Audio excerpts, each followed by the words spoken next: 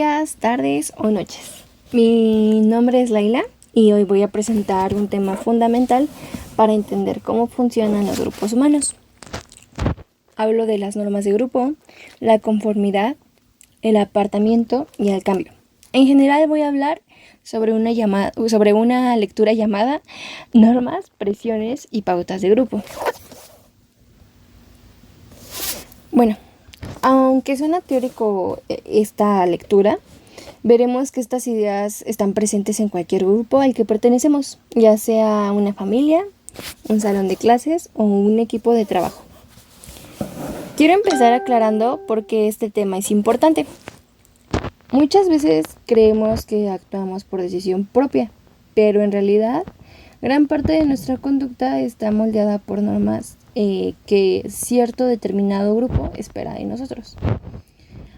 Algunas de estas normas son explícitas, como las reglas escolares, y otras no son tan visibles, que pues solo nos damos cuenta cuando nosotros o alguien más rompe estas normas.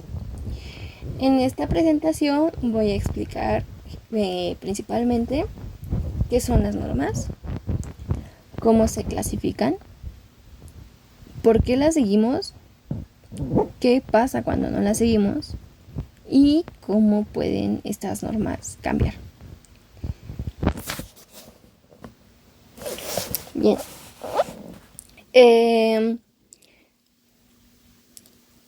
la lectura se nos menciona este subtítulo llamado el concepto de normas de grupo.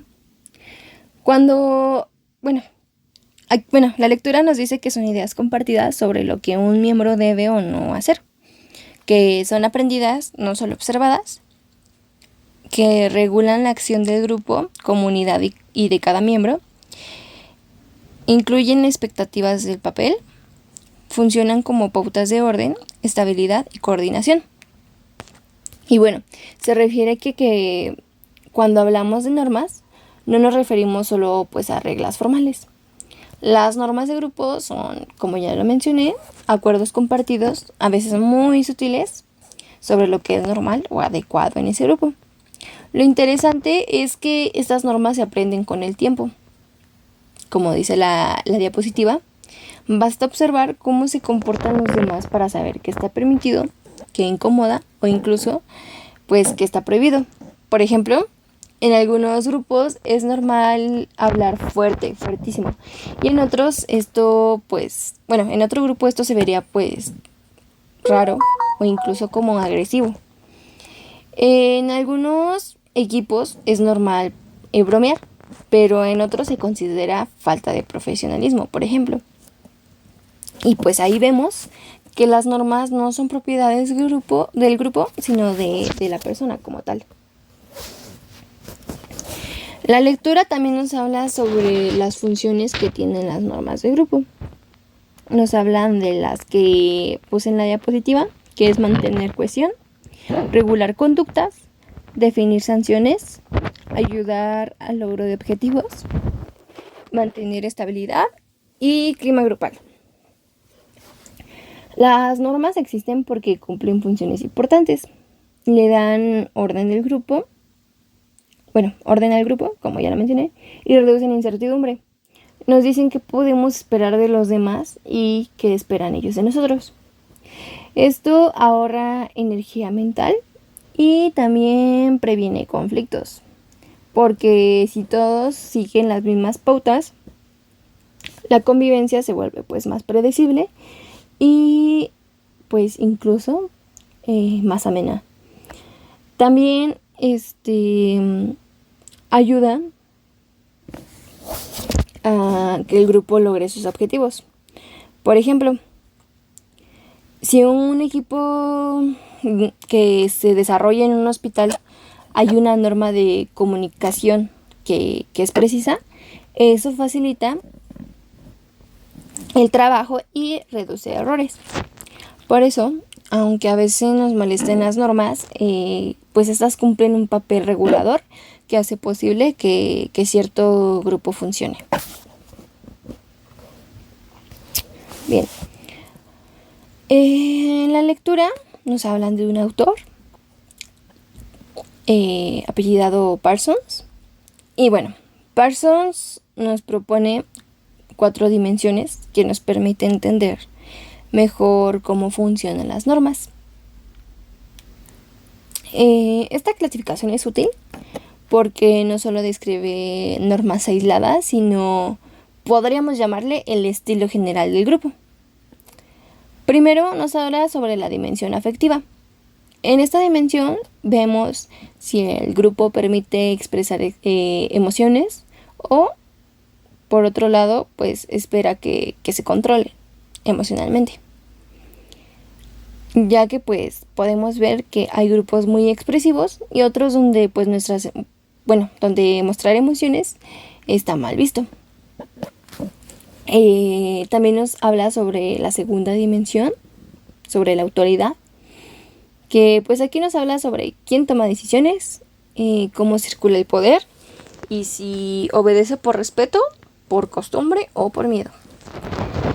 También nos habla de la dimensión del estatus, que es la tercera. Y aquí nos habla sobre si las relaciones se basan en el rol formal o sobre la afinidad personal. Y por último, la cuarta dimensión, que es la realización. Aquí nos habla sobre qué se valora más, si el desempeño o la relación interpersonal. Estas dimensiones nos ayudan a comparar grupos muy diferentes usando la misma lógica. Bien, pero bueno, ¿para qué nos sirve saber todas estas dimensiones y saber pues el estilo del grupo? Con esta clasificación podemos entender que un grupo funciona, podemos entender por qué un grupo funciona como lo hace. Por ejemplo, un grupo con cierta autoridad rígida y poca expresión emocional será muy distinto a uno que sea horizontal y afectivo. También nos permite detectar contradicciones. Por ejemplo, grupos donde dicen valorar la participación, pero donde solo los líderes hablan. Y pues bueno, cuando entendemos las normas bajo estas dimensiones, podemos ver más claramente los factores que afectan la cohesión, el conflicto y la identidad de los miembros. En la lectura también se nos habla sobre las clases de normas. Ahora, no todas las normas son iguales. Las formales, que es el número 1, son las escritas. Sabemos exactamente qué dicen, pero eso pues no garantiza que estas normas se cumplan. Luego están las normas explícitas no escritas. Estas se comunican verbalmente, como cuando los compañeros advierten al nuevo del grupo sobre ciertas reglas informales, quizás por ejemplo de trabajo. Las reglas informales también, en esta nos dice que son las más interesantes. Nadie las dice, pero todas las siguen. Solo se revelan cuando alguien del grupo la rompe.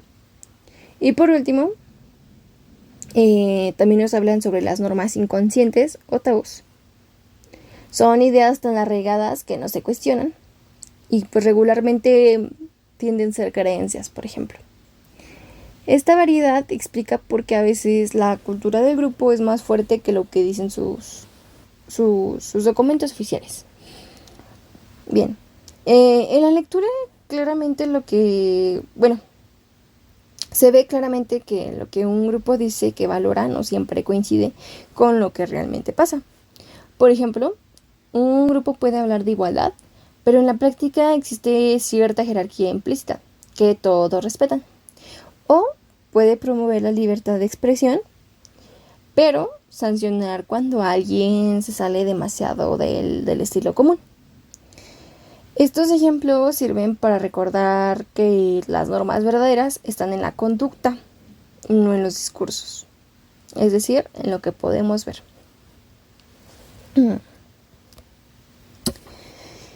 También hay otro subtítulo en la lectura llamado Fuerzas que obran hacia la conformidad. Y aquí nos habla sobre, en esta pregunta, ¿no? Entonces, ¿por qué cumplimos las normas? La lectura explica dos tipos de fuerzas: las fuerzas internas y las fuerzas externas. Las fuerzas internas tienen que ver con el deseo de pertenecer y con evitar el conflicto interno. Si toda la clase opina algo, cuesta mucho sostener una opinión contraria porque empieza la duda en uno mismo, ¿no? Y si yo estoy mal, esto es muy probable porque pues todos los demás van a estar de acuerdo menos tú. Y ahí es cuando se empieza la duda. Y por otro lado están las fuerzas externas, que estas sí son más visibles. Puede ser una corrección, una mirada de desaprobación o incluso una sanción formal. Ambas fuerzas trabajan juntas para mantener la estabilidad del grupo. Y bueno, la lectura también nos dice que pues estas fuerzas tienen funciones muy específicas. Ya que pues estas presiones de las que estábamos hablando no son necesariamente negativas.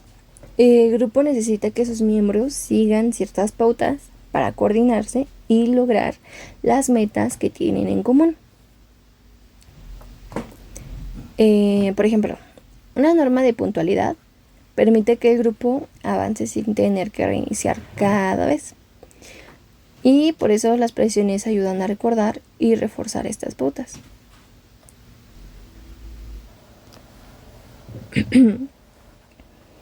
Bien, la lectura también nos habla sobre la conformidad con las normas. ¿En qué condiciones existe esta conformidad? La conformidad aumenta cuando las personas valoran mucho pertenecer al grupo. Por eso dice en la diapositiva cuando se desea la membresía o la membresía es propiamente. Cuando el grupo también es muy unido y cuando las normas están claramente relacionadas con metas importantes. También aumenta cuando hay sanciones sociales, aunque sean muy sutiles. Y pues bueno, no se necesita un castigo explícito. A veces basta con sentirse observado para ajustar la conducta. Algo muy interesante es que las sanciones no solo son negativas, sino pues incluso en algunas ocasiones un halago, un reconocimiento o una felicitación también son formas de presión para mantener las normas. Esto explica por qué algunas normas cambian con el tiempo. Lo que antes se sancionaba negativamente hoy puede ser valorado. Y viceversa, ¿no? La lectura pues nos da ejemplos muy claros de cambios culturales donde la identidad desviada se transforma en un símbolo positivo. Y con esto, ¿a qué vamos? Vamos al siguiente subtítulo, que es el apartamiento de las normas. Aquí nos habla sobre los actos desviados. Es cuando se violan ideas compartidas del grupo. Y bueno, ¿qué pasa cuando alguien rompe una norma? O sea, ¿qué pasa cuando alguien se desvía? Cuando alguien rompe una norma, la reacción del grupo nos revela mucho. Primero, nos dice la lectura que aumenta la vigilancia, es decir, todos ponen atención. Después, aparecen intentos de convencer a la persona para que regrese a la norma. Es decir, se trata de persuadirlo. Después, bueno, si no lo hace, el grupo puede aislarla o excluirla. Pero depende del estatus que tenga, ya que pues regularmente si es un miembro prestigioso existe una mayor tolerancia. Alguien con pues alto estatus puede desviarse sin tantas consecuencias, mientras que alguien con bajo estatus no, realmente. Y bueno, también nos habla sobre las funciones de la desviación. La desviación no siempre es mala. Pues en realidad ayuda al grupo a reafirmar que es importante y que no. También obliga al grupo a definir límites y también abre la puerta al cambio. La lectura, asimismo, distingue tres conductas que pues, solemos mezclar con la desviación. Una es la conformidad, que es básicamente seguir la norma por decisión. Otra es la rebeldía, que es oponerse activamente a lo que el grupo espera. Y otra es la independencia, que es actuar sin tomar en cuenta las normas. Distinguirlas es muy importante porque cada una cumple un papel distinto en la dinámica del grupo. Bien, ya casi llegando al final, también se nos habla sobre las normas para el futuro. Aquí esta sección es muy interesante, ya que, nos dice que, la lectura nos dice que las normas tienden a conservar el status quo, es decir, pues es este estado estático en donde no se hace absolutamente nada, simplemente existe y está así. Que pueden volverse obsoletas, también que mantienen orden, pero pueden impedir que exista una innovación. Y bueno, pues en general, y haciendo referencia a esto, la lectura nos dice que las normas suelen volverse rígidas con el tiempo. Lo que en un inicio surgió para pues, resolver un problema puede mantenerse muchos años después, aunque ya no sea útil. Por eso es importante preguntarnos si las normas actuales siguen funcionando o si el grupo se está quedando estancado. Y bueno, para eso se nos proponen tres principales preguntas. La primera es: ¿estas normas ayudan o estorban al grupo? La segunda es: ¿estas normas son coherentes a sus metas? La tercera es: ¿qué normas deben revisarse? Y bueno, también, dando pie a esto, nos dice que cambiar las normas es uno de los procesos más complejos en la vida grupal. Aquí se nos habla sobre Lewin. Y bueno, Lewin explica que para que una persona cambie, debe alterarse el campo de fuerzas. Eso es lo que le llama. Es decir, hay que fortalecer los motivos para cambiar y debilitar los motivos para que se mantengan igual. Este cambio puede iniciarse desde dentro por miembros influyentes, incluso aquí nos dicen, ¿no?, en la diapositiva, quienes cambian normas más fácilmente, pues son miembros con alto estatus y créditos idiosincráticos, nuevos miembros numerosos o consultores externos o internos. Pero pues esto nunca ocurre de manera automática. Siempre implica conversaciones, resistencias y negociaciones, ¿no? Y bueno, pues ¿por qué es difícil cambiar estas normas?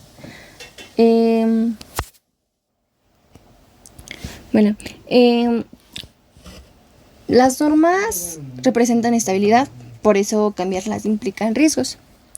Perder estatus, alterar jerarquías o incluso poner en duda la identidad del grupo. Por ejemplo, cambiar una norma puede hacer que algunos miembros sientan que pierden poder o reconocimiento. Esa resistencia es natural y forma parte del proceso. Lewin nos habla sobre métodos eficaces para que este cambio exista, ya que él demostró que las discusiones en grupo son mucho más efectivas que recibir instrucciones. Es decir, cuando las personas participan en el análisis del problema, también expresan emociones y llegan a acuerdos, es más probable que acepten la nueva norma. En pocas palabras, el cambio se sostiene mejor cuando se construye colectivamente y no cuando pues este es impuesto en general o exclusivamente por ahí. Y bien, concluyendo, en resumen, las normas son el corazón de la vida grupal. Organizan la conducta, reducen incertidumbre y permiten que los grupos funcionen. Sin embargo, también pueden volverse rígidas o problemáticas. La desviación, aunque incómoda, ayuda a que el grupo se evalúe y evolucione. Y el cambio normativo solo ocurre cuando se alteran las fuerzas sociales y se involucran los miembros en proceso. Conocer estos procesos nos permite entender mejor los conflictos, la adaptación y el funcionamiento de cualquier grupo humano. Y ahora sí, muchas gracias por su atención. Y pues bueno, aquí dejo la fuente que consulté, de donde saqué esta lectura llamada Normas, Pautas y Procesos.